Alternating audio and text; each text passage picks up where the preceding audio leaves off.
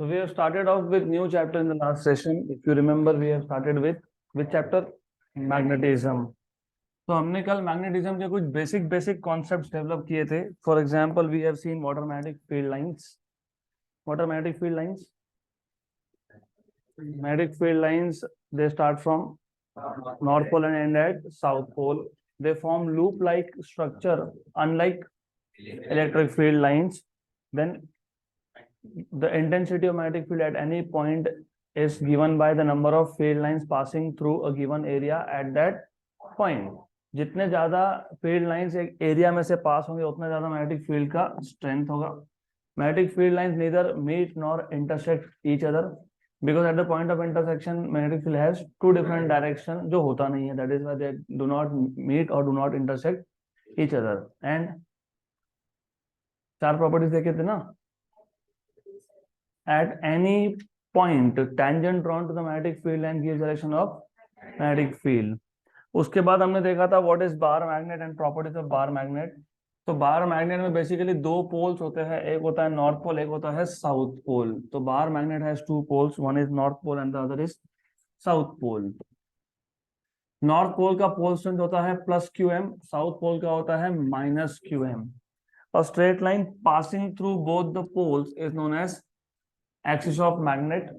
A straight line passing through center and perpendicular to the axis is known as equator. Is known as equator of magnet. फिर इसके बाद हमने देखा था what is magnetic dipole moment. याद है? Magnetic dipole moment is m bar, which is given by QM into 2L. It is a product of magnitude of one of the pole strength and distance between the two poles. ये L distance है, ये भी L distance है, तो L and L is 2L. इसके बाद हमने देखा था what is magnetic field due to bar magnet at along axis and along equator. तो ये रिवाइज करके आना कंपलसरी होता है, अदरवाइज समझ में नहीं आएगा अगला टॉपिक. तो आपको रिवाइज करके आना चाहिए था. Magnetic field at a point along the axis, मैं सिर्फ मैग्नीट्यूड लिख रहा हूँ, μ0 by 4 pi 2m by r cube. और ये होता है शॉर्ट मैग्नेट के लिए, शॉर्ट डाइपोल के लिए. शॉर्ट डाइपोल का मतलब ये होता है कि जिस पॉइंट पे आपको मैग्नेटिक फील्ड फाइंड करना है वो पॉइंट फार अवे पॉइंट है. मतलब उस पॉइंट का distance compare to length of the magnet ये बहुत ज्यादा है. The point P which is at distance r from the center is far away since r is very greater than L. So under that condition magnetic field along the axis is μ0 by 4 pi 2m by r cube. And magnetic field along equatorial point, magnetic field at a point on the equator, along the equator, यही point अगर मैं equator पे लेता तो ये distance होता r. तो उस केस में मैग्नेटिक फील्ड होता है μ0 by 4 pi m by r cube. मैं माइनस लिख नहीं रहा क्योंकि मैं मैग्नीट्यूड की बात कर रहा हूँ. यहाँ पे negative sign will only give you direction. तो कल के लेक्चर में हमने मैग्नेटिक फील्ड लाइंस के प्रॉपर्टीज देखे थे. उसके बाद बार मैग्नेट क्या होता है उससे रिलेटेड हर एक पैरामीटर, जैसे what is axis, what is equator, and जैसे कि what is magnetic length, what is geometric length, what is equatorial plane, what is equatorial circle. तो ये सारे प्रॉपर्टीज हमने देखे थे. और then we have seen what is the magnetic field at a point on the axis and on the equator. तो ये दो फॉर्मूला हमने कल मेंशन किए थे क्योंकि डेरिवेशन तो है नहीं, आपको सिर्फ इलेक्ट्रिक डाइपोल्स को कंपेयर करना है and done. This is how you are supposed to go ahead with this. तो यहाँ पर डेरिवेशन ज्यादा इन्वॉल्व नहीं है. देन अब अगर हमको मैग्नेटिक फील्ड फाइंड करना है at some arbitrary point, arbitrary point मतलब वो पॉइंट ना एक्सिस पे है ना वो इक्वेटर पे है. मैग्नेटिक फील्ड तो देखो, बाहर मैग्नेट तो मैग्नेटिक फील्ड हर जगह पे जनरेट करेगा. वो एक्सिस पे भी करेगा, वो इक्वेटर पे भी करेगा, वो किसी और पॉइंट पे भी करेगा. तो बाहर magnet will generate magnetic field in its surrounding region everywhere. It will generate on the axis, it will generate on the equator and also at some other point. कोई और पॉइंट में भी मान लेते हैं, इमेजिन यहाँ पे एक पॉइंट है, इस पॉइंट पे हमको फाइंड करना है what is magnetic field due to bar magnet. तो अब we will find out what is magnetic field at that point. तो ऐसे पॉइंट को जो एक्सिस पे भी नहीं है, जो इक्वेटर पे भी नहीं है, उसको बोलते हो आर्बिट्री पॉइंट। आर्बिट्री मतलब random, you can take it anywhere you want. हाँ, तो वो एक्सिस पे ले सकते हैं क्या? यस। इक्वेटर पे ले सकते हैं क्या? यस। देखो डिफरेंस क्या है, जब आप इक्वेटर के मैग्नेटिक फील्ड की बात करते हो तो आप स्पेसिफिकली बोल रहे हो, इक्वेटर की बात करो तो आप स्पेसिफिकली बोल रहे हो कि पॉइंट कहाँ पे है? इक्वेटर पे। अगर आप एक्सियल की बात करो तो specifically you are talking about point is on the axis. But अगर कोई और पॉइंट है somewhere over here, let us say Q point, तो हमको क्यू पॉइंट पे फील्ड चाहिए, उसका इक्वेशन चाहिए। और नंबर 2, वो इक्वेशन जनरलाइज होना चाहिए। जनरलाइज मतलब अगर वही पॉइंट में शिफ्ट करके एक्सिस में रख देता हूं तो मुझे क्या मिलना चाहिए? This formula. इसी पॉइंट को अगर मैंने इक्वेटर पे शिफ्ट कर दिया तो क्या मिलना चाहिए? ये फॉर्मूला मिलना चाहिए। तो हमको एक जनरल फॉर्मूला डिराइव करना है। That formula will give you magnetic field everywhere. Arbitrary मतलब रैंडम, कहीं पे भी ले लो तुम। तो next topic is magnetic field. Magnetic field due to bar magnet, due to bar magnet at an arbitrary point, at an arbitrary point।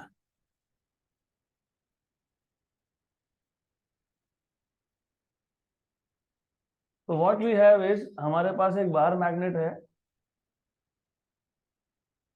और एक शॉर्ट बार मैग्नेट है। Then we have this as axis of the magnet and you have this as equator of the magnet।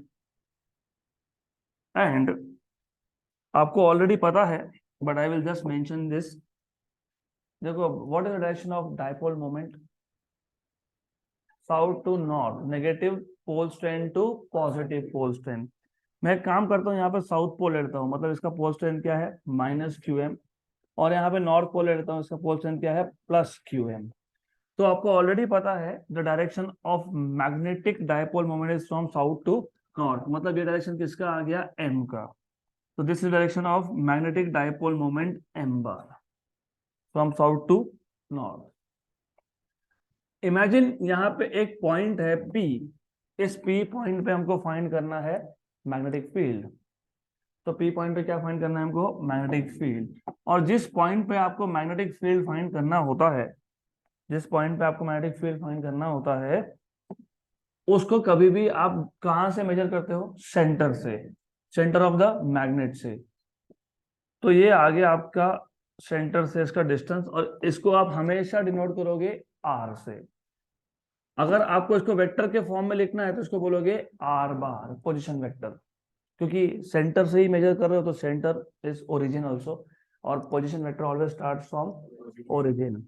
तो ये आ गया आपके पास r बार, ये आ गया r बार आपके पास पोजीशन वेक्टर। इमेजिन ये जो एंगल है, angle between r bar and dipole moment is theta. तो रिमेंबर ये जो एंगल हम लोग ले रहे हैं, angle between r bar and dipole moment, m क्या है? Dipole moment, magnetic dipole moment.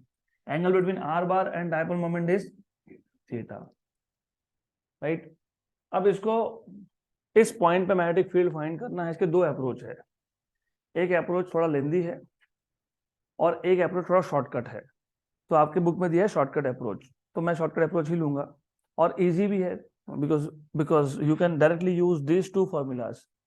आप डायरेक्टली एक्सिस पे मैग्नेटिक फील्ड का फॉर्मूला और इक्वेटर पे मैग्नेटिक फील्ड का फॉर्मूला यूज कर सकते हो। सिर्फ इतना याद होना चाहिए, एक्सिस के केस में न्यूमरेटर में होता है 2, इक्वेटर में 2 नहीं होता है, दैट्स इट। अगर ये याद है तो फिर हम डायरेक्टली यूज कर सकते हैं। अब बोलोगे एक्सिस का कैसे यूज कर रहे हैं, इक्वेटर का कैसे यूज कर रहे हैं? पॉइंट तो ना एक्सिस पे है ना इक्वेटर पे है, करेक्ट। तो जानबूझ के मैंने साउथ और नॉर्थ दिखाया, मैंने इंटेंशनली आपको क्या दिखाया? m bar. m bar is magnetic dipole moment. अगर पॉइंट एक्सिस पे होता, अगर पॉइंट एक्सिस पे होता तो किसकी डायरेक्शन में होता?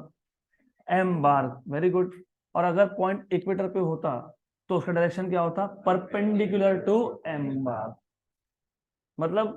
मतलब एक्सिस पे अगर मुझे फील्ड चाहिए तो उस केस में point is in the direction of axis, मतलब point is in the direction of M bar. और अगर इक्वेटर पे फाइंड करना है तो point is in the direction of perpendicular to M bar, 90 degree. सही है। तो अब इस पॉइंट को तो ना मैं इक्वेटर पे लेके जा सकता हूँ ना मैं एक्सिस पे लेके जा सकता हूँ, क्योंकि हमने बोला ही है आर्बिट्री पॉइंट। पर हम लोग एम के तो कंपोनेंट कर ही सकते हैं ना। कंपोनेंट कैसे करते हो वेक्टर के? दो कंपोनेंट आते हैं, एक होता है कॉस, एक होता है sine. Cos and sine both are mutually perpendicular to each other. तो ये जो एम बार था, ये जो आपके पास एम बार है, this is M bar. M bar के कर देते हैं दो कंपोनेंट्स। एक कंपोनेंट मैं एम बार को लूंगा यहाँ पे, ये कौन सा कंपोनेंट आएगा? Cos component. तो ये आ जाएगा आपका एम कॉस थीटा कंपोनेंट। और एक कंपोनेंट जाएगा परपेंडिकुलर यहाँ पे, ये कौन सा आएगा? M sine theta. M sine theta बराबर। पी पॉइंट कौन सी लाइन पे है? एम कॉस थीटा बराबर। अगर पी पॉइंट एक्सिस पे होता, अगर पी पॉइंट एक्सिस पे होता तो फिर आप क्या लिखते? B A equal to mu 0 by 4 pi 2m by R cube बराबर। लेकिन ये पॉइंट एम लाइन पे नहीं है, कौन सी लाइन पे है? हाँ, तो फिर यहाँ क्या लिखोगे? M cos theta. डन। तो हमने क्या किया, सिंप्लीफाई करने के लिए एम के ही कंपोनेंट कर लिए। लेकिन इसके लिए बेसिक चाहिए होता है, यू नीड टू नो कि when you take axial point मतलब you are in the direction of dipole moment. तो जब डायपोल मोमेंट के डायरेक्शन में, अभी ये एक्सिस और इक्वेटर निकाल दो दिमाग में से। अब ऐसा याद रखो, अगर पॉइंट जहां पे फील्ड फाइंड करनी है अगर वो इन the direction of dipole moment हो तो 2m आता है। और अगर वो इक्वेटर पे हो मतलब वो अगर डायपोल मोमेंट को परपेंडिकुलर हो तो वहां पे 2 नहीं आता है। तो यहाँ पे पॉइंट, ये पी पॉइंट किसके डायरेक्शन में था? M cos theta. तो सेम फॉर्मूला लगेगा एक्सिस का, लेकिन साथ में क्या आएगा? कॉस थीटा बराबर। लेकिन यही पी पॉइंट किसको परपेंडिकुलर जा रहा है? M sine. और आपको याद होगा कल जो मैंने एक क्वेश्चन बताए थे उसमें इक्वेटोरियल फील्ड के आगे एक माइनस साइन लिखा था। माइनस साइन का मतलब क्या था? अपोजिट। मतलब एम साइन थीटा को अपोजिट डायरेक्शन में है। Magnetic field at the equator, ये एम के डायरेक्शन को क्या है? अपोजिट है। तो ये एम साइन थीटा को क्या है? अपोजिट है। तो फिर इक्वेटोरियल फील्ड क्या आ जाएगा? Mu 0 by 4 pi M sine theta by R cube. Very good, clear. Then दो चीज तो पक्की हो गई। अब नंबर 1, एम कॉस थीटा के डायरेक्शन में अगर आप लोगे तो मैग्नेटिक फील्ड का डायरेक्शन भी यही आएगा। यहाँ का डायरेक्शन ऑफ मैग्नेटिक फील्ड कौन सा फील्ड है? ये एक्सियल।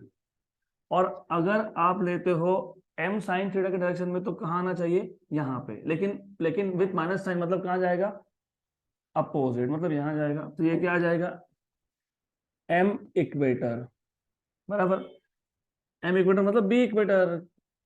एम इक्वेटर के डायरेक्शन में कौन है? B equator. Simple. I will repeat, थोड़ा सा पहले कंफ्यूजिंग होता ही है बट दैट्स ओके, क्योंकि अभी तक ये आदत नहीं है ना डायरेक्शन चेंज करके लेने की। हम डायरेक्शन चेंज करके ले रहे हैं। और एक मेथड है वो 12th में सीखोगे, आर्बिट्री पॉइंट पे मैग्नेटिक फील्ड फाइंड करने का। और एक मेथड है that is in the 12th part. तो अभी नहीं, अभी फिलहाल इजी इजी करेंगे इसको। तो ये दो वेक्टर हो गए, एक axial component of magnetic field और एक इक्वेटोरियल। रिजल्टेंट कहाँ जाता है? Along the diagonal. तो ये आ गया रिजल्टेंट आपका अलोंग द डायगोनल, मोर और लेस। ये आ गया आपका बी। तो can you tell me what is the resultant B in terms of B axis and B equator? Under root of B A square and B Q square. तो under root of B A square and B E Q square. Good. तो therefore b equal to under root of B A square, इसका square कर लो, mu 0 by 4 pi 2m cos theta by r cube का square plus plus plus plus बताओ mu 0 by 4 pi m sine theta by r cube का square. इनमें से common क्या क्या निकलेगा? Mu 0 by 4 pi m by r cube का square. तो इसमें से कॉमन निकलेगा आपके पास mu 0 by 4 pi m upon r cube का स्क्वायर। यहां बच गया 2 cos थीटा का स्क्वायर। और दूसरे टर्म में क्या बचा? Sine theta square. दूसरे टर्म में बच गया साइन थीटा स्क्वायर। ये रूट और ये स्क्वायर गया तो ये आ गया बाहर mu 0 by 4 pi m by r cube under root of 4 cos square theta plus sine square theta. Sine square theta plus cos square theta is 1। तो ये जो 4 cos स्क्वायर थीटा है इसमें से 3 को अलग करो, 1 को अलग कर दो। तो you have mu 0 by 4 pi m by r cube under root of 3 cos square theta plus cos square theta plus sine square theta. तो ये जो cos square theta plus sine square theta ये है 1। This is equal to mu 0 by 4 pi m by r cube under root of 3 cos square theta plus 1। Good, done. तो ये मिल गया आपको formula. That is all you need to know. अब इसको further simplify शायद नहीं किया है, देख लेते हैं किया है कि नहीं किया। और साथ में एंगल्स का नोटेशन क्या है वो भी देखना पड़ेगा। एक अल्फा एंगल भी इन्वॉल्व है इसमें, या इतना ही है। डन। तो this is the magnetic field कहाँ पे? At arbitrary point. अब अगर आपको इसी फॉर्मूला से एक्सियल फील्ड निकालना है, क्या था axial field? Mu 0 by 4 pi 2m bye, तो करके देख लो एक्सियल फील्ड। तो एंगल कितना? 0। और इक्वेटोरियल मतलब एंगल कितना? तो पहले आप 0 एंगल डाल के देखो। cos of 0 is 1, तो cos of 0 is 1, तो 3 into 1 is 3 प्लस 1 4, 4 का रूट 2, 2 आ गया बाहर। Done. Mu 0 by 4 pi 2m by r cube. Number 2 equator मतलब 90 degree, cos 90 is 0, root of 1 is 1, तो mu 0 by 4 by m by r cube. तो ये जनरल फॉर्मूला है। तो इसको आप कहीं पे भी यूज कर सकते हो at any point basically. And additionally imagine magnetic field ने एंगल बनाया है alpha with respect to axial field. क्योंकि magnetic field is a vector quantity, तो वेक्टर क्वांटिटी का मैग्नीट्यूड भी होता है और डायरेक्शन भी होता है। तो तुमने क्या फाइंड किया? मैग्नीट्यूड। क्या रह गया? तो डायरेक्शन फाइंड कर लो फिर। तो डायरेक्शन फाइंड करने के लिए मैंने आपको बताया था हमेशा कौन सा ट्रिग्नोमेट्रिक फंक्शन यूज होता है? tan। What is tan theta? Opposite upon.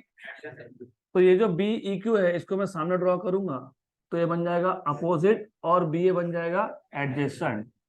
तो tan of alpha is equal to B E Q upon B A. लेकिन बी ई क्यू क्या था? बी ई क्यू पता है? Mu 0 by 4 pi m sine theta upon r cube. और ये था mu 0 by 4 pi 2m cos theta by r cube. Mu 0 by 4 pi, mu 0 by 4 pi cancel, m r cube cancel. तो tan alpha is equal to sine theta upon 2 cos theta, that is tan theta by 2। tan theta by 2 मिल गया आपको angle. तो alpha equal to tan inverse of tan theta by 2। तो ये आपको मिल गया एंगल। क्लियर? तो सिंपल टॉपिक था। मैं वापस एक बार रिपीट कर देता हूँ। डेरिवेशन थोड़ा सा हो सकता है कंफ्यूज हो, लेकिन there should not be any case of confusion. हमने अब तक इक्वेटर पे और एक्सिस पे मैग्नेटिक फील्ड फाइंड किया था बार मैग्नेट का।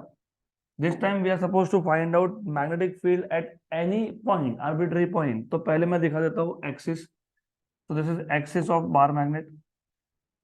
Then let me show equator, this is equator of bar magnet over here, ये इक्वेटर है बार मैग्नेट का।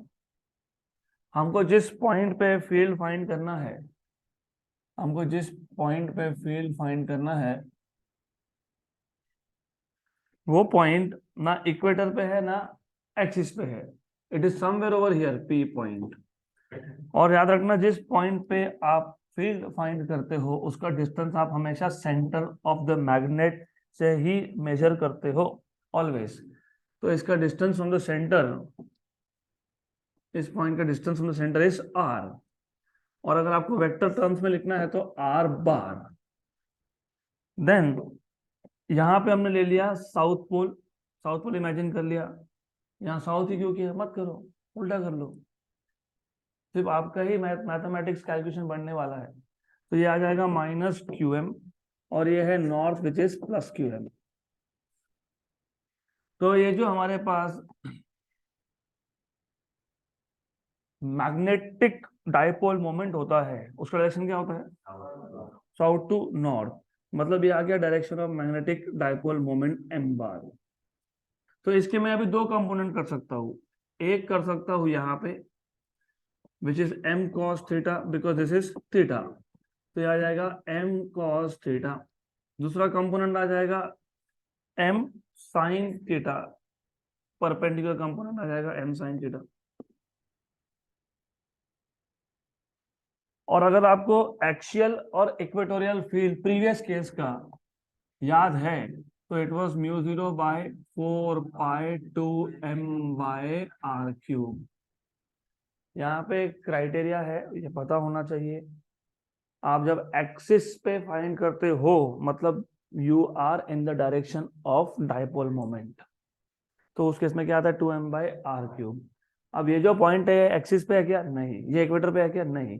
तो अगर मुझे इसको सिंप्लीफाइड तरीके से सॉल्व करना है, मुझे सिंप्लीफाइड तरीके से फाइंड करना है what is the field at point P, तो हम क्या करते हैं, हम पिछला पूरा नॉलेज यूज करते हैं। हम बोलते हैं देखो, अगर इक्वेटर पे पॉइंट होने का मतलब क्या कि वो डाइपोल मोमेंट को परपेंडिकुलर है, एक्सिस पे होने का मतलब क्या कि वो डाइपोल मोमेंट के डायरेक्शन में है। और अगर पॉइंट डाइपोल मोमेंट के डायरेक्शन में हो तो ऊपर आता है 2, अगर पॉइंट डाइपोल मोमेंट को परपेंडिकुलर होता है तो ऊपर आता है 1, राइट। तो हम ऐसा कर सकते हैं क्या कि ये पॉइंट को m के डायरेक्शन में ले लो, वैसे तो कर नहीं सकते क्योंकि पॉइंट तो फिक्स है, शिफ्ट नहीं कर सकते। तो हम m के कंपोनेंट कर देते हैं। एक कंपोनेंट आता है m cos थीटा, तो ये पॉइंट p किसके डायरेक्शन में है, m cos थीटा, तो यहाँ पे मैं क्या लिखूंगा cos थीटा। लेकिन यही p पॉइंट किसको परपेंडिकुलर जा रहा है, m sin जा रहा है ना परपेंडिकुलर, इमेजिन करोगे तो जाएगा, परपेंडिकुलर जा रहा है, यस। तो फिर ये आ जाएगा यहाँ पे m sin थीटा, तो this will be m sin theta. इसका मतलब कि if I check what is the field at point P, I will get two components, एक जाएगा अलोंग द एक्सिस, एक जाएगा परपेंडिकुलर टू द एक्सिस यहाँ पे। लेकिन इक्वेशन में माइनस साइन होता है, याद है क्या, तो वो कहाँ आएगा, अपोजिट, तो यहाँ पे आ गया। तो ये जो फील्ड है ये इक्वेटोरियल फील्ड हो गया, और ये जो फील्ड है ये एक्सियल फील्ड हो गया। तो resultant of two perpendicular vectors is always along the diagonal. तो रिजल्टेंट मैग्नेटिक फील्ड आपका समवेयर ओवर हियर आएगा। तो this is B which is resultant field and this angle we will take as alpha. तो resultant आपको दिख रहा है यहीं से, resultant is under root of B A square plus B E Q square. तो सब्स्टिट्यूट कर दो दोनों को, तो b equal to under root of b axis था mu 0 by 4 pi 2m cos theta by r cube, इसका हो जाएगा square, plus mu 0 by 4 pi m sin theta by r cube, इसका भी हो जाएगा स्क्वायर। फिर इन दोनों में से जो कॉमन है वो कॉमन निकाल लो। तो एज यू कैन सी क्या क्या कॉमन है, mu 0 by 4 pi m by r cube, m by r cube का स्क्वायर।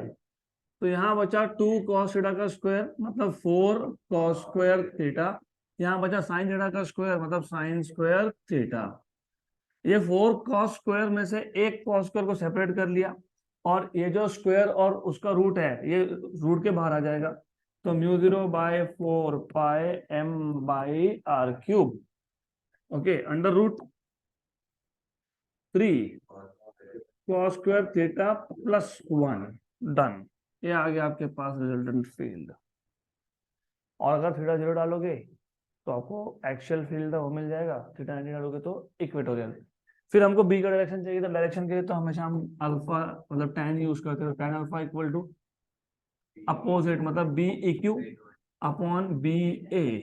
तो tan alpha equal to equatorial is μ0/4π m sin theta by r³ upon μ0/4π 2m cos theta by r³। सब कुछ cancel, सिर्फ ऊपर बचेगा sine theta, नीचे बचेगा 2 cos theta which is tan theta by 2, tan theta by, done. So this is all about magnetic field due to a bar magnet. Then इसके बाद का टॉपिक है अर्थ मैग्नेटिज्म। लेकिन अर्थ मैग्नेटिज्म पे जाने से पहले एक टेबल है विच इज वेरी इंपॉर्टेंट। वो आपको कंपैरिजन देता है बिटवीन इलेक्ट्रोस्टैटिक एंड मैग्नेटिज्म। तो इलेक्ट्रोस्टैटिक में फॉर्मूला कैसा बनेगा और उसका इक्विवेलेंट फॉर्मूला मैग्नेटिज्म में कैसा होगा। तो एक टेबल है, table number 12.1 if I am not wrong, उसके ऊपर लिखा है इलेक्ट्रोस्टैटिक एनालॉग। मतलब ये सेम कॉन्सेप्ट, सेम मतलब सिमिलर। जैसे यहाँ पे तो मैग्नेटिक फील्ड फाइंड करते हो, वहां पे क्या फाइंड करते हो, इलेक्ट्रिक फील्ड। यहाँ पे तुम्हारे पास मैग्नेटिक डायपोल होता है, north pole and south pole, वहां पे आपके पास इलेक्ट्रिक डायपोल होता है, +q एंड -q। वहां पे भी एक्सिस है, यहाँ पे भी एक्सिस है, वो इलेक्ट्रिक एक्सिस है, ये मैग्नेटिक एक्सिस है। वहां पे भी इक्वेटर है, यहाँ पे भी इक्वेटर है, वो इलेक्ट्रिक इक्वेटर है, यहाँ पे मैग्नेटिक इक्वेटर है। वहां पे भी आप एक्सियल पॉइंट पे फील्ड फाइंड करते हो, यहाँ पे भी करते हो, वहां पे भी इक्वेटर पे करते हो फाइंड, यहाँ पे भी इक्वेटर पे फाइंड करते हो। वहां पे भी पोटेंशियल एनर्जी है, यहाँ पे भी पोटेंशियल एनर्जी है। वहां भी फोर्स का फॉर्मूला है, यहाँ पे भी फोर्स का फॉर्मूला है। तो इन सबको कंपेयर करना है, तो विल जस्ट कंपेयर। तो 3 कॉलम लगेंगे हमको। एक होगा फिजिकल क्वांटिटी, एक होगा हाँ इलेक्ट्रोस्टैटिक, इलेक्ट्रोस्टैटिक एनालॉग, और होगा एक मैग्नेटिक एनालॉग, उसका मैग्नेटिज्म मतलब।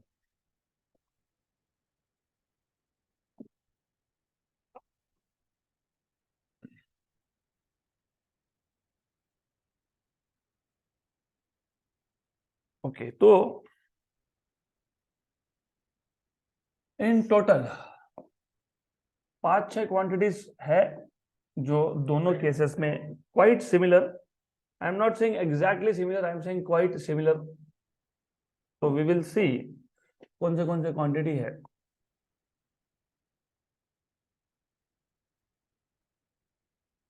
तो first of all physical quantity,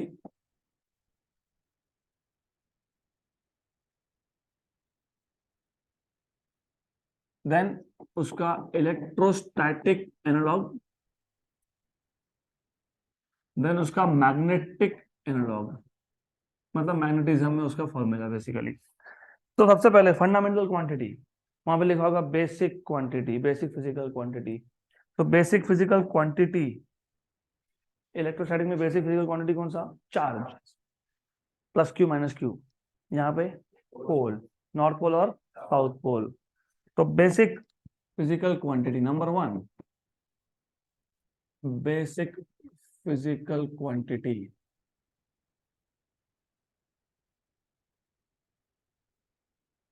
यहाँ पे चार्ज होता है, इलेक्ट्रोस्टैटिक चार्ज, और यहाँ पे पोल होता है, मैग्नेटिक पोल।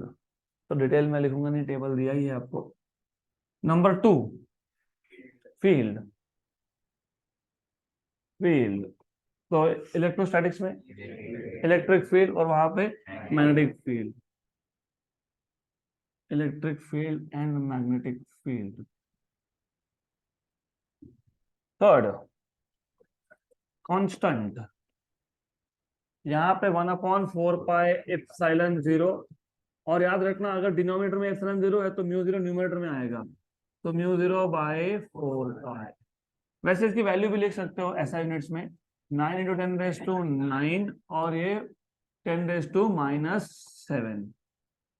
बराबर है। म्यू 0 इज 4 पाई इंटू 10⁻⁷, तो म्यू 0 बाई 4 पाई 10⁻⁷ करेक्ट है। ऐसा यूनिट्स में, ऐसा यूनिट्स में व्हाट इज म्यू 0 बाई 4 पाई 10⁻⁷, और ये कितना आता है 1/4 पाई 0 कितना आता है 9 इंटू 10⁹।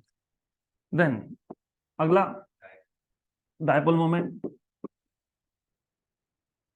इलेक्ट्रिक डायपोल मोमेंट अगर आपको याद होगा, इलेक्ट्रिक डायपोल मोमेंट याद है,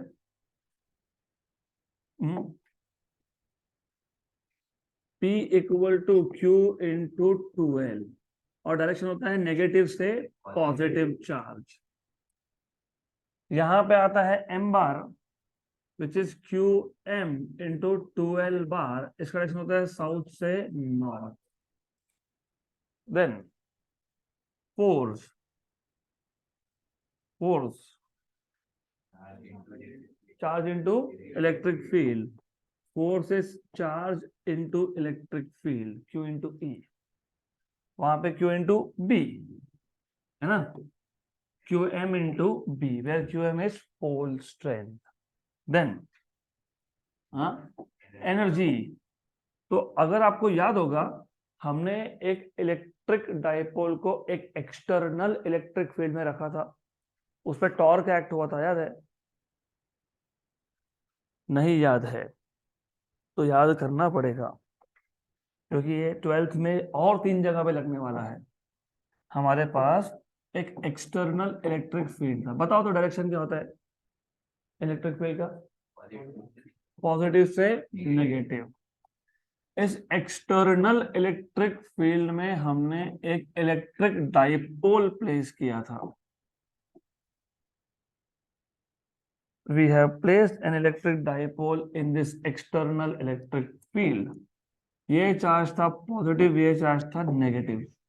इस पॉजिटिव Q चार्ज पे एक फोर्स लगता है इन the direction of the field, क्योंकि ये पॉजिटिव है ये नेगेटिव है, और यहाँ पे फोर्स लगता है opposite to that of field, और ये दोनों forces equal in magnitude but opposite in direction है, और ये अलग अलग पॉइंट्स पे एक्ट हो रहे हैं, तो ये रोटेट कर देते हैं किसको? डाइपोल को। तो इनिशियल एंगल कितना था? थीटा। लेकिन बिकॉज ऑफ द टॉर्क, क्योंकि दो equal but opposite forces act हो रहे हैं, तो टॉर्क एक्ट हो रहा है। बिकॉज ऑफ द टॉर्क ये रोटेट हो गया, ये रोटेट होके नए एंगल पे चला गया, तो ये एंगल था इनिशियल एंगल थीटा। रोटेट होने की वजह से ये डाइपोल जाता है न्यू एंगल पे, दैट इज थीटा 0। कितना एंगल हो गया ये? थीटा 0। अब आपको करना क्या था? अब आपको इसको रोटेट करना है, वापस से कहां लाना है? थीटा पे। ओरिजिनल टॉर्क कैसा रोटेट कर रहा है? क्लॉकवाइज, और एक्सटर्नल टॉर्क जो हमने लगाया उसको अपने पोजीशन पे वापस लेके जाने के लिए वो कैसा है? Anti clockwise. एक्सटर्नल टॉर्क हमने लगाया, मतलब हमने वर्क किया, बराबर वर्क किया ना।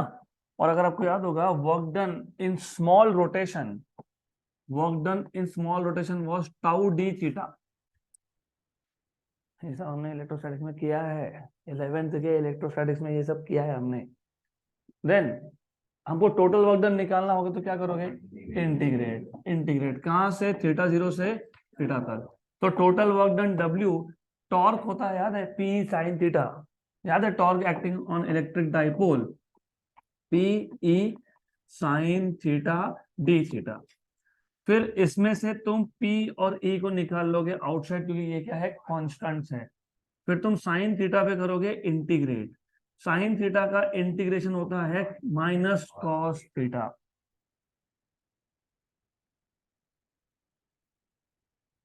तो याद आता है PE minus cos theta within limits from theta 0 to theta. मुझे अगर नेगेटिव साइन नहीं चाहिए तो मैं नेगेटिव साइन को हटाऊंगा और लिमिट को कर लूंगा इंटरचेंज। तो ये हो जाता है work done equal to PE cos of theta 0 minus cos of theta, where theta 0 is initial angle and theta is final angle. अब इमेजिन इनिशियली ऐसा रखा था, किसको ऐसा रखा था? डाइपोल को। What is angle? What is cos 90? 0। तो ये पहला टर्म क्या हो गया, दूसरा टर्म नहीं, दूसरा टर्म जीरो कैसे है? मैंने बताया फाइनल एंगल कितना है, मैंने बताया ही नहीं। I have not told you what is final angle, I have just told you what is theta zero. What is theta zero? 90। What is cos 90? Zero minus cos theta. तो PE into minus cos theta मतलब कितना? Minus PE cos theta. What is A bar dot B bar? तो what is P bar dot E bar? तो ये work done क्या हो गया? Minus P bar dot E बार, minus P bar dot, ये work done energy होता है, और एनर्जी का नीदर भी क्रिएटेड, तो कहाँ गया? स्टोर हो गया किसमें? डाइपोल में, इन द फॉर्म ऑफ, तो वही तो मैं बता रहा हूं जो तुम बोल रहे हो ना, एनर्जी। एनर्जी तो यहाँ पे लिखा होगा energy equal to minus P bar dot E bar. तो ये मोरल ऑफ द स्टोरी है कि पिछला तुम कुछ भूल नहीं सकते हो, भूल गए तो 12वीं में दिक्कत ही दिक्कत है फिर, क्योंकि ये 3 बार और लगने वाला है सेम। अब देखो, ये इलेक्ट्रोस्टैटिक है तो इसको यू ई लिख देते हैं, और ये मैग्नेटिज्म का है यू बी लिख देते हैं। डिफरेंस क्या है? यहाँ पे इलेक्ट्रिक फील्ड है और इलेक्ट्रिक डायपोल मोमेंट है, वहां पे मैग्नेटिक फील्ड है और मैग्नेटिक डायपोल मोमेंट है। तो minus M bar dot B हो गया, minus M B cos theta. Right, clear? Then Coulomb's law यहाँ पे एप्लीकेबल नहीं तो मैं लिखूंगा नहीं। कूलम्स लॉ आपको देता है force between two poles, two charges, है ना, दो चार्जेस, जैसे Q1 Q2, force is 1/4πε0 Q1 Q2 by R square. Magnetism का प्रॉब्लम क्या है कि मैग्नेटिज्म में तुम नॉर्थ और नॉर्थ पोल ऐसा लिख ही नहीं सकते। यू हैव टू अंडरस्टैंड कि इलेक्ट्रोस्टैटिक्स में मेरे पास दो पॉजिटिव चार्जेस हो सकते हैं, एक Q1 चार्ज है, एक Q2 चार्ज है। I can find out what is force 1/4πε0 Q1 Q2 by are.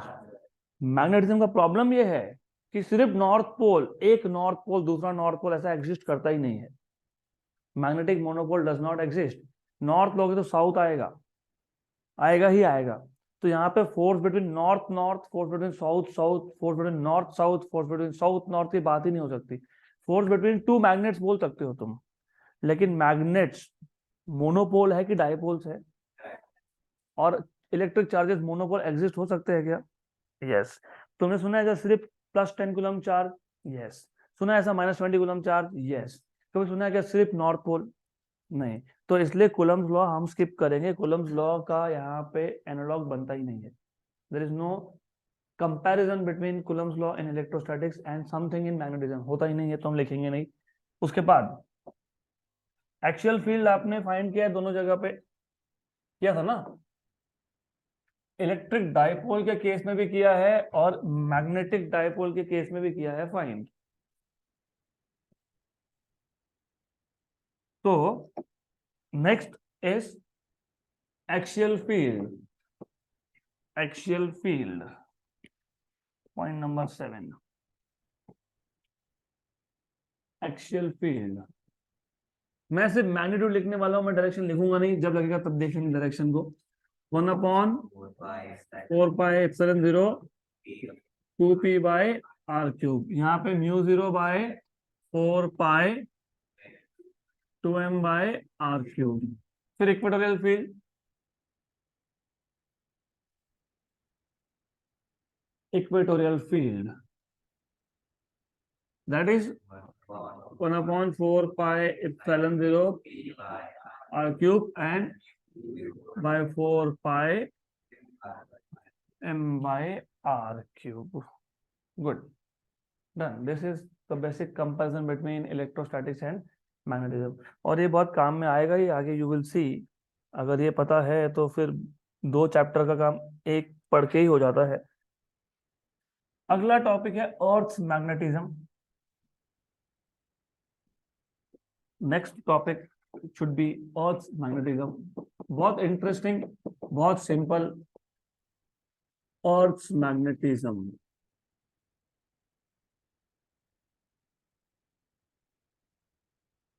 इसमें भी हम बेसिक बेसिक पैरामीटर से स्टार्ट करेंगे, जैसे what is axis, geographic axis, what is magnetic axis, what is equator, what is meridian. सबसे पहले earth, हमारा earth, it is like a very big bar magnet.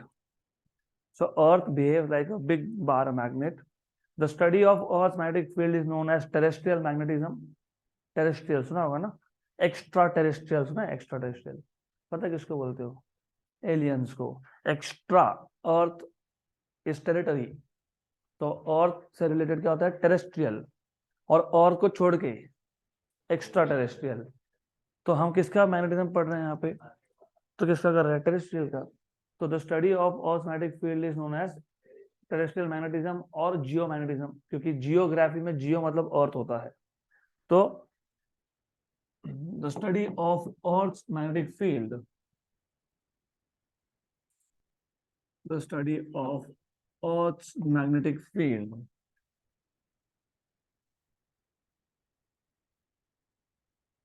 is known as terrestrial magnetism और जियोमैग्नेटिज्म और जियोमैग्नेटिज्म. Before we start studying terrestrial magnetism or geomagnetism in detail, we should know some basic concepts related to Earth. तो सबसे पहले let us say this is Earth, which is not really a sphere, it is ellipsoid. लेकिन मैं temporary इसको sphere दिखा रहा हूँ, तो उसका शेप स्फीयर नहीं होता है. देन यू मस्ट नो, इसको आप बोलते हो जियोग्राफिक नॉर्थ पोल, और जियोग्राफिक नॉर्थ के एग्जैक्ट अपोजिट में आता है जियोग्राफिक साउथ. तो here you will have geographic south. ये जियोग्राफिक साउथ आ गया. गुड. और ये लाइन में वापस ड्रॉ करूंगा बाद में. तो remember, which is this pole? Geographic north. तो ये नॉर्थ है, लेकिन कौन सा नॉर्थ है? जियोग्राफिक. ये साउथ है, कौन सा साउथ है? जियोग्राफिक. तो सबसे पहला डेफिनेशन होता है जियोग्राफिक एक्सिस. अब जियोग्राफिक एक्सिस के दो डेफिनेशंस है. एक तो straight line, a straight line passing through geographic north and geographic south pole is known as geographic axis. या दूसरा, a straight line about which earth rotates is known as geographic axis, क्योंकि अर्थ का rotation about geographic axis होता है. Right. वो tilted है, हमको पता है, लेकिन मैं टिल्ट यहाँ पे फिलहाल दिखाऊंगा नहीं. तो number one, first definition is geographic axis. Geographic axis. तो दो डेफिनेशन है. A straight line about which earth rotates,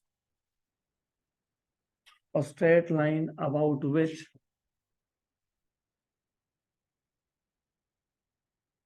earth rotates is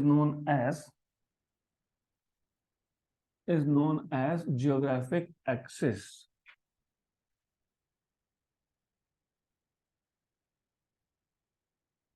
और उसका एक अल्टरनेट डेफिनेशन भी है. A straight line passing through geographic north and geographic south, और a straight line passing through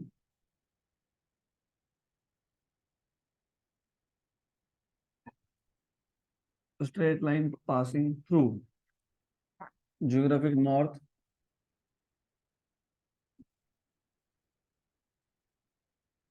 and geographic south.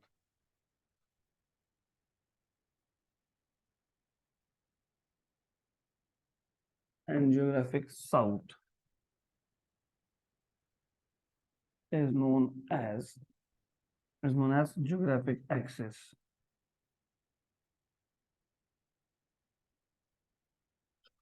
उसके बाद होगा जियोग्राफिक मेरिडियन. मेरिडियन मतलब प्लेन. सिर्फ मैग्नेटिज्म में या अर्थ से रिलेटेड जो भी प्लेन्स होते हैं ना, उसको प्लेन नहीं बोलते, उसको क्या बोलते हैं? मेरिडियन. अब what is the meaning of meridian? Geographic meridian मतलब क्या? फॉर एग्जांपल, सपोज ये अर्थ का जियोग्राफिक एक्सिस है, अब ये स्ट्रेट लाइन है, any straight line is a part of some plane, some two dimensional surface. तो ज्योग्राफिक एक्सिस जिस प्लेन में होगा उसको क्या बोलोगे? Geographic meridian. A plane containing geographic axis is known as geographic meridian, या फिर a plane of which geographic axis is a part is known as geographic meridian। तो एक्सट्रीमली सिंपल डिफाइन भी कर दूंगा, यहाँ पे ड्रॉ भी कर देता हूँ, तो काम में ही आने वाला है वैसे भी वो। You going to need this anyways, तो आई विल ड्रॉ आल्सो। तो ये एक जियोग्राफिक एक्सिस है जो एक प्लेन में है, और जियोग्राफिक एक्सिस जिस प्लेन में है उस प्लेन को हम लोग क्या बोलने वाले हैं? Geographic meridian.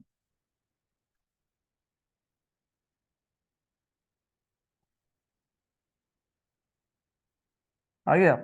तो ये है आपके पास जियोग्राफिक एक्सिस जी ए, ये प्लेन है जियोग्राफिक मेरिडियन जी एम। और ये जेई नीट में इस पे क्वेश्चंस आते हैं और मैग्नेटिज्म पे, तो पता होना ही चाहिए, you have to know this. तो अगला डेफिनेशन है जियोग्राफिक मेरिडियन।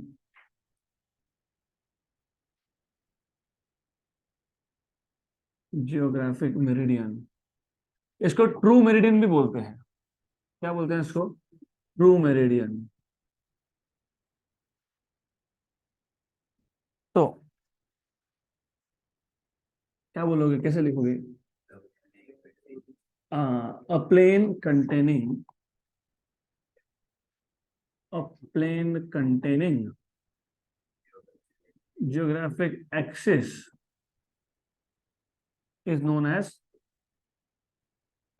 geographic meridian। मैं सिंप्लीफाई करके बता रहा हूं आपको डेफिनेशंस। आप बोलोगे टेक्स्ट बुक में तो कुछ अलग ही लिखा है, यस अलग लिखा है। वो बोलते हैं a vertical plane at any point, vertical plane क्योंकि प्लेन वर्टिकल था, a vertical plane at any point which passes through geographic north and geographic south is known as geographic meridian। तो डेफिनेशन मैं भी बता सकता हूँ आपको, लेकिन I want to keep it simple. देखो लिखा है at a given place it is a vertical plane passing through geographic north and geographic south। तो वैसा भी तुम डिफाइन कर ही सकते हो, लेकिन समझ में तो आ गया ना। इस प्लेन में कौन है? ज्योग्राफिक एक्सिस है, तो सिंपल करके लिख दिया, plane containing geographic axis known as geographic meridian. तो will keep it simple because definitions ज्यादा यहाँ पे रेलेवेंट नहीं है, ज्यादा इंपॉर्टेंट नहीं है, सिर्फ पता होने के लिए होता है ये, क्योंकि आगे एंगल्स इन्वॉल्व हो जाएंगे। Then then there something called as geographic equator. What is geographic equator? पहली बात तो जियोग्राफिक इक्वेटर ये जियोग्राफिक एक्सिस को होता है परपेंडिकुलर। या तो जियोग्राफिक एक्सिस को परपेंडिकुलर बोलो, या तो जियोग्राफिक मेरिडियन को परपेंडिकुलर बोलो। और ये होता है great circle. What is great circle? Equatorial circle को ग्रेट सर्कल क्यों बोलते हैं? क्योंकि उसका रेडियस मैक्सिमम होता है। अगर अर्थ पे आप अलग अलग जगह पे सर्कल ड्रॉ करने गए, सपोज यहाँ सर्कल ड्रॉ किया तो छोटा बनेगा ना, यहाँ बड़ा बनेगा, यहाँ और भी बड़ा बनेगा, सबसे बड़ा सर्कल कहाँ आएगा? हाँ, सेंटर मतलब इक्वेटर। तो इक्वेटर को डिफाइन कैसे किया? डिफाइन ही ऐसा किया इक्वेटर को। कैसे किया इक्वेटर को डिफाइन, बताओ कैसे करोगे? जियोग्राफिक इक्वेटर क्या है? सर्कल है, लेकिन ये सर्कल मैक्सिमम रेडियस का सर्कल है, इससे बड़ा सर्कल अर्थ की सरफेस पे बन नहीं सकता। तो कैसे डिफाइन करोगे? It is a great circle drawn on the surface of earth। drawn मतलब imaginary है basically, right, in a plane which is perpendicular to geographic axis और geographic meridian। ना सिंपल डेफिनेशन है उसका। तो जो इक्वेटर है, जियोग्राफिक इक्वेटर है, वो एक ग्रेट सर्कल है। वो एक ग्रेट सर्कल है क्योंकि इससे बड़ा सर्कल बन नहीं सकता है, और ये एक प्लेन में है, जो प्लेन किसको परपेंडिकुलर है? जियोग्राफिक एक्सिस को। तो डिफाइन कर लेंगे। Next important definition is geographic equator।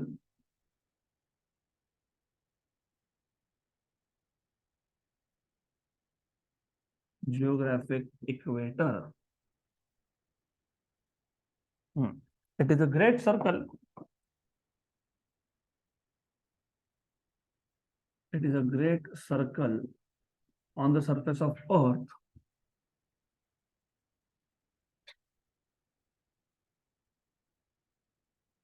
In a plane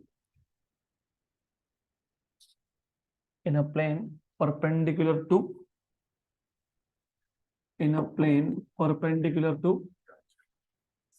geographic axis, perpendicular to geographic axis या फिर geographic meridian.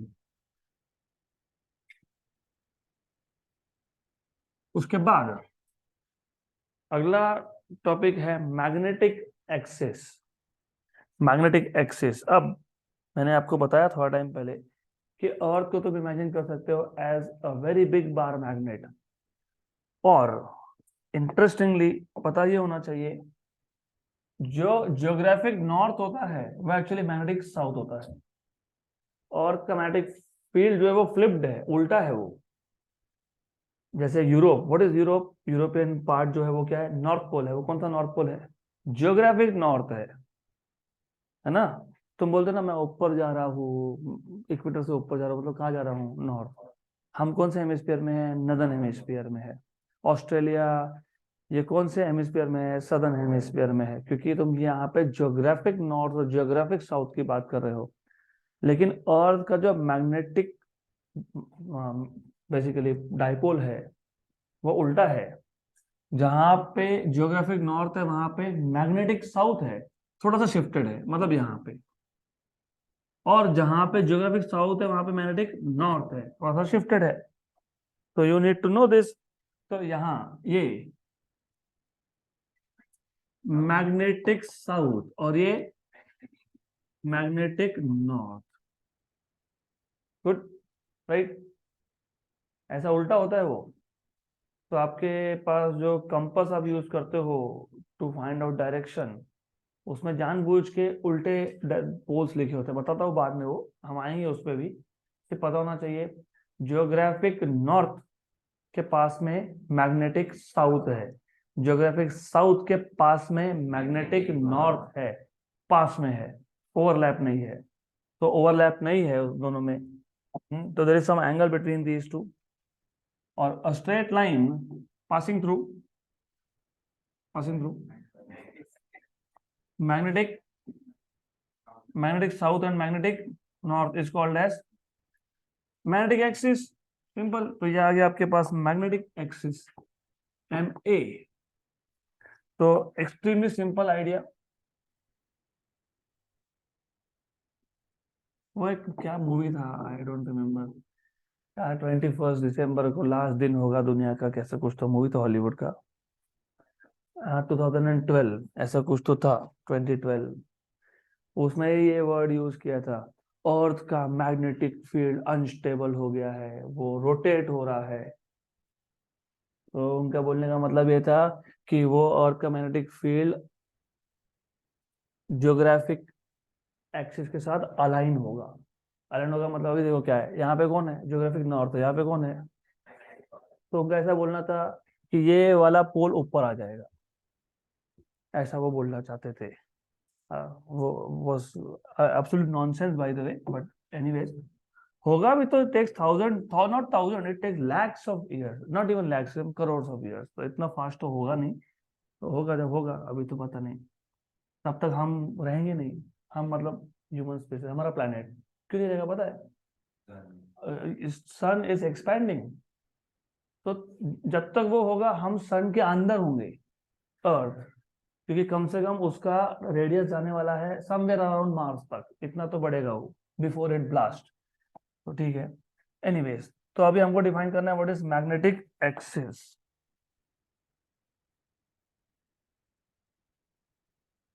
वे कैसे डिफाइन करोगे? अ straight line passing through magnetic north and magnetic south. A straight line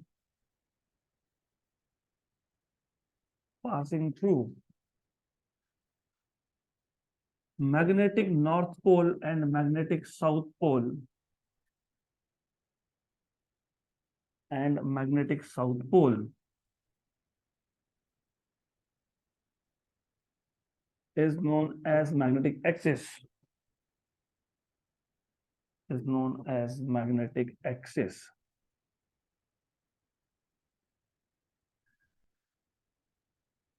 Next is magnetic meridian.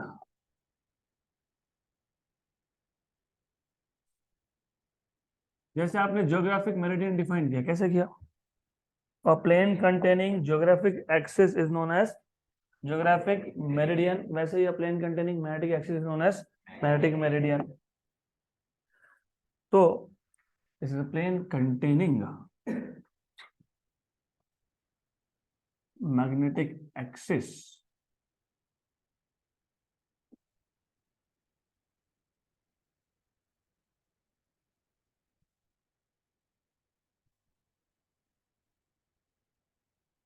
Somewhere like this, fine. So plane containing what? Magnetic axis is known as magnetic meridian. तो ये है आपके पास mm. This is mm, magnetic meridian. अभी आपको दिख रहा है कि जियोग्राफिक एक्सिस में और मैग्नेटिक एक्सिस में, मतलब जियोग्राफिक मेरिडियन और मैग्नेटिक मेरिडियन में एक एंगल बना क्या एंगल? दिख रहा है ना एंगल? यस, ओके, ये बन गया एंगल. इसको बोलते हैं डिक्लिनेशन. क्या बोलते हैं इसको? वो हम डिफाइन करेंगे. इसको बोलते हैं मैग्नेटिक डिक्लिनेशन. तो वो करेंगे डिफाइन बाद में. पहले मैग्नेटिक मेरिडियन डिफाइन कर लो. तो सिंपल है, मैग्नेटिक मेरिडियन सिंपल है. तो मैग्नेटिक मेरिडियन को डिफाइन करने के लिए हम यही यूज कर लेंगे. A plane containing magnetic axis is known as magnetic meridian. ऐसा जैसे ट्रू मेरिडियन, वैसा कोई नाम नहीं है उसका, उसको मैग्नेटिक मेरिडियन ही बोलते हैं. तो that is called as magnetic meridian only. तो मैग्नेटिक मेरिडियन, ठीक है. तो कैसे डिफाइन करोगे? सिंपल.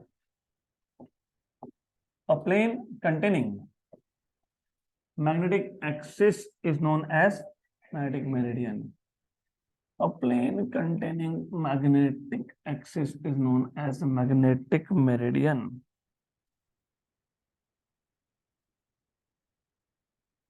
उसके बाद क्या डेफिनेशन था? नहीं, सिक्वेंशियली देखो क्या था. सिक्वेंशियली जियोग्राफिक मैग्नेटिक, अच्छा इसके बाद क्या है? Magnetic equator. Geographic equator define किया ना आपने. हाँ, तो मैग्नेटिक इक्वेटर भी करो. कैसे करोगे? It is a great circle on the surface of earth in a plane perpendicular to magnetic axis. तो ऐसा है, plane perpendicular to magnetic axis में जो ग्रेट सर्कल होगा, ये सर्कल, ये कौन है? मैग्नेटिक इक्वेटर है. तो दिस इज मैग्नेटिक इक्वेटर. थोड़ा सा डायग्राम मैं सिंप्लीफाई करके ड्रॉ कर रहा हूँ. टेक्स्ट बुक में थोड़ा सा अलग होगा, लिटिल बिट डिफरेंट. तो इसको बोल देंगे मैग्नेटिक इक्वेटर.